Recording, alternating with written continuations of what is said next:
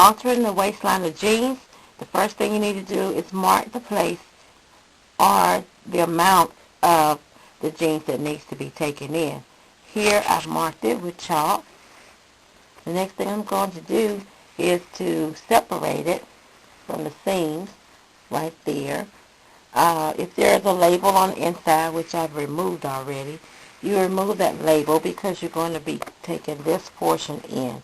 This much of the jeans will go in, and then after you've gotten back to that point, you can replace the label if you so desire.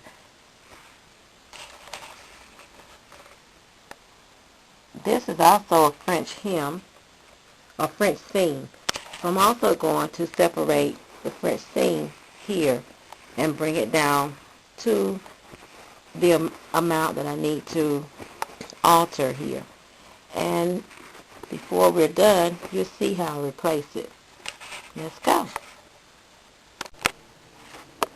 Now that I've separated the seams, so you can see everything's separated, even down to about the mid part of the back of the jeans.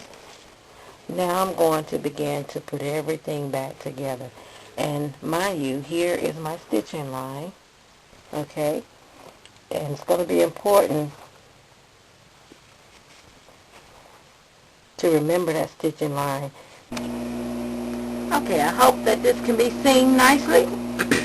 This is my stitching line, okay, right there.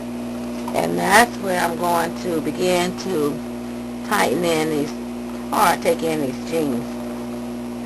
Also, I'm going to taper it down into the seat so it'll come out nice and even with no bulges.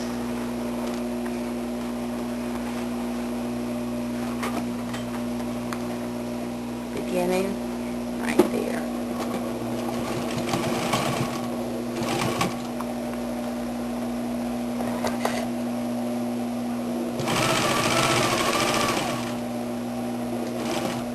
Notice the seams are matching. I'm stitching. I'm making another French seam.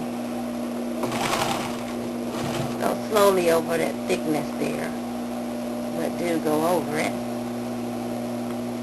Make sure your seams are even, because you're going to need to maneuver them back together before it's all over.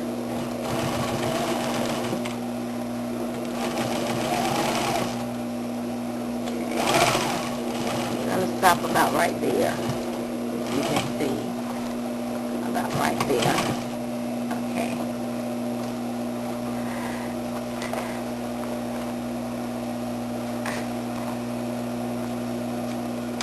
Now I'll trim away the excess, but not too much, because I want to fold it back over, or fold it back in to create the French seam again.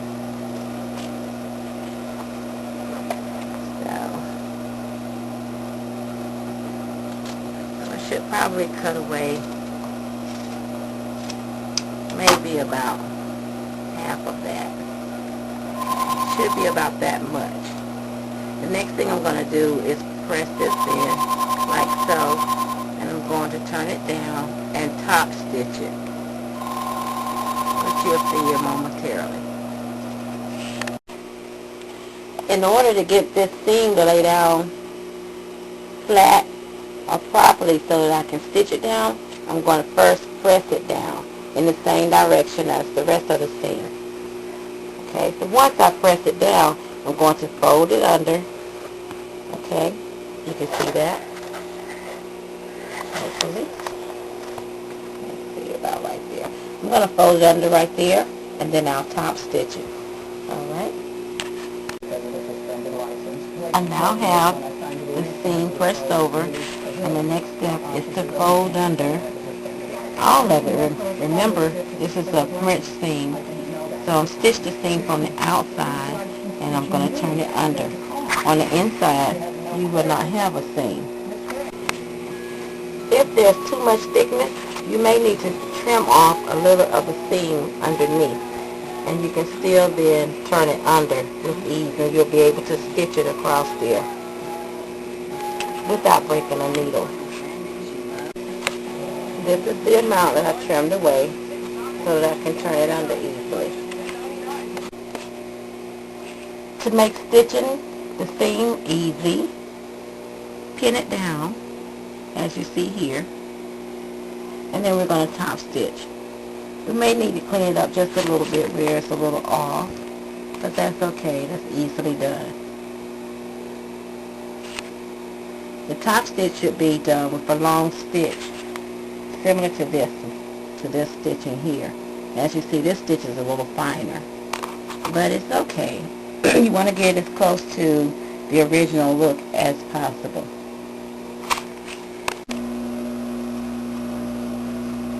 Position the pants or jeans on the machine so that you can stitch.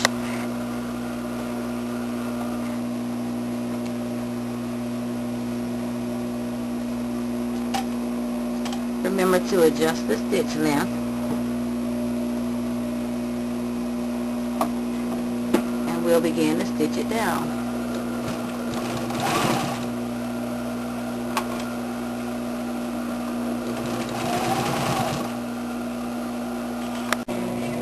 Okay, if your seam is off a good little bit like this is, you want to come back and stitch right on top of that.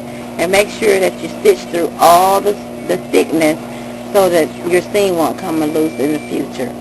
So we're just going to a line of stitching and bring it right back into the original stitching here. And then clean up the little threads that are loose.